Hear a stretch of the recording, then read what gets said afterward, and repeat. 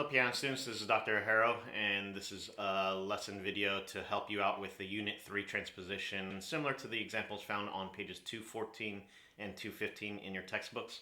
In this video I want to go over page 215, number 4, the one at the bottom of the page here. And before you play through anything as far as this transposition is concerned, make sure you play it first in the original key so that you get an idea of what it sounds like and what it feels like under your hands here. If we take a look at the original key of number 4 with the 1 sharp in the key signature, we're either in G major or we're in E minor. Now if you take a closer look at the left hand, you'll notice that the very first measure has this E, G and B combination, and when we put them all together we end up with the 1 chord in E minor. So that's probably a good clue that you're in the key of E minor. I also see the D sharp a little bit later in the piece, and that's the leading tone for the E harmonic minor scale. So those are all good clues, and also the melody. Even though the melody starts on B, don't let that fool you that the very first note in the right hand has to be the key that you're in here.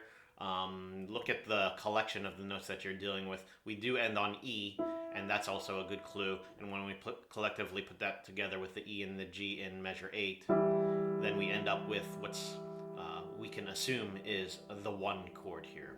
So if we were to go ahead, and actually I would do that on the actual quiz that we're going to be giving to you later this week here, is to be able to label each of the chords here. For the very first measure, we have that broken 1 chord. So write in Roman numeral 1 so that you have it like that, and you notice that how many measures do you do it for? It's 2 measures here. So if you circle those, that will tell you to turn your left hand on autopilot and to be able to play through those 2 measures like so. In measure 3, notice what's changed and what's different here. You'll have to go back to what you know from your chord progression quiz, and you'll notice that the bottom note stayed the same, but then the upper 2 notes moved up according to the scale. That's on A and C. And if you put those together, you should notice that it's the 4-6-4 chord, so you should label it as such. And play it broken up like so. And then in measure 4, go back to the 1 chord like so. Okay? So if we play through that whole first line, left hand should go like this. 1, 4.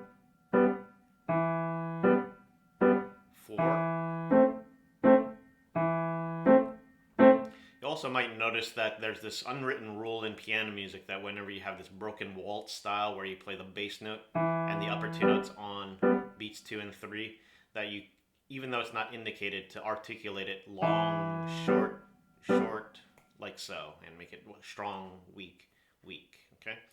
In the second line, we have the 5-6-5 chord. You see the D sharp, and then when we play the upper 2 notes A and B, remember that takes the 4th and the 5th notes of the scale, and that makes the 5-6-5 chord that we've done on many a chord progression quiz in the past here. Okay. In fact, that's all that we have going on in the last line is the 5-6-5 chord for this measure. Back to the 1 chord. Back to the 5-6-5 chord. And then the 1 chord, but without the 5th on top in the very last measure. So that's how the left hand goes, okay? As far as the right hand is concerned, if you put your right hand in an E minor 5-finger position, you'll notice that that's how this piece starts. I'm not saying it's going to be that easy for the transposition quiz, but it just so happens to be so this way. And you might want to think solfege or scale degree numbers as you're going through this here. Notice that most of this is stepwise motion or repeated notes. So if I was to solfege this, it might go something like so, so, fa, me, fa, so, 2, 3, okay?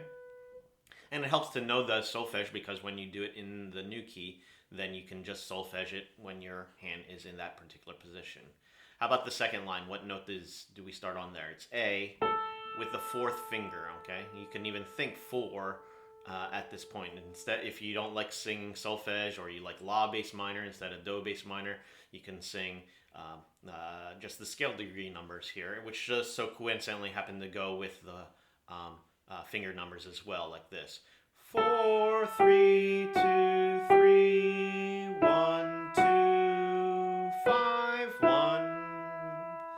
if you want to write in a finger number there, just a number 4 on the A, you're welcome to do so. Also, don't forget all those Fs will be made sharp since we want that second scale degree in the minor key, okay?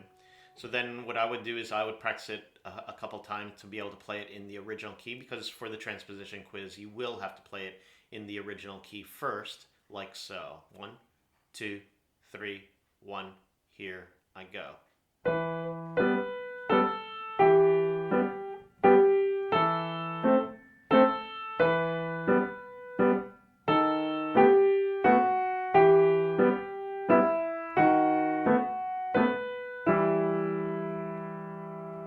So practice that a whole bunch of times until you get it down really solid here, and you also get what it sounds like in your hands. Now when I'm transposing it to D minor as indicated in the book here, let me switch over to D minor. Remember, D minor has 1 flat in the key signature, so this will force you to remember your key signatures that goes along with minor keys and major keys as well.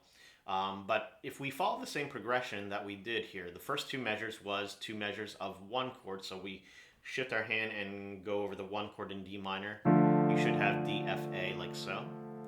And then your 4-6-4 chord in measure 3 should now have this. Now don't forget to have that B flat in it there. Otherwise, if you don't have that B flat, then it's a major chord, and we don't want this 5-6-4 of 7 chord here. We just want the 4-6-4 chord.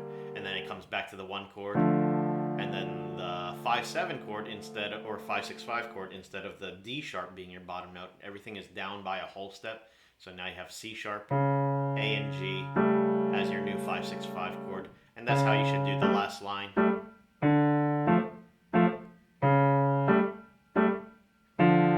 And then again, don't forget to play just the root and the third of that here as well, okay? Same thing goes with the right hand. Right hand starts with A, a whole step down from what you have here. And you might want to play the D minor 5-finger pattern or the D minor scale,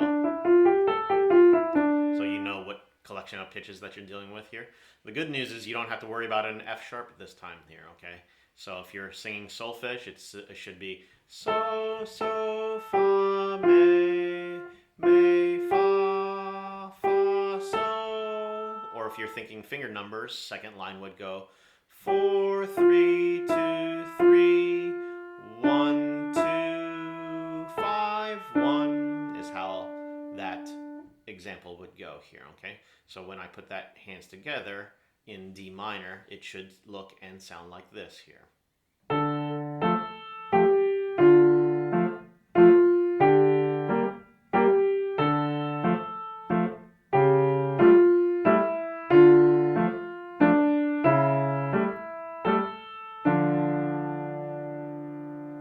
If it sounds just like the way that you did it in E minor, then you know you're in good shape with it as well here, okay? And then don't just limit yourself to just those 2 keys, E minor and D minor here, but challenge yourself to go into other keys as well there. Like, let's say if you wanted to do 2 flats, you guys remember which one is 2 flats? That would be G minor, okay? And then you want to review over your 1, 4, and 5-6-5 chords in G minor as well, and then put your hand position in the same position for G minor, and then hopefully it sounds also like this.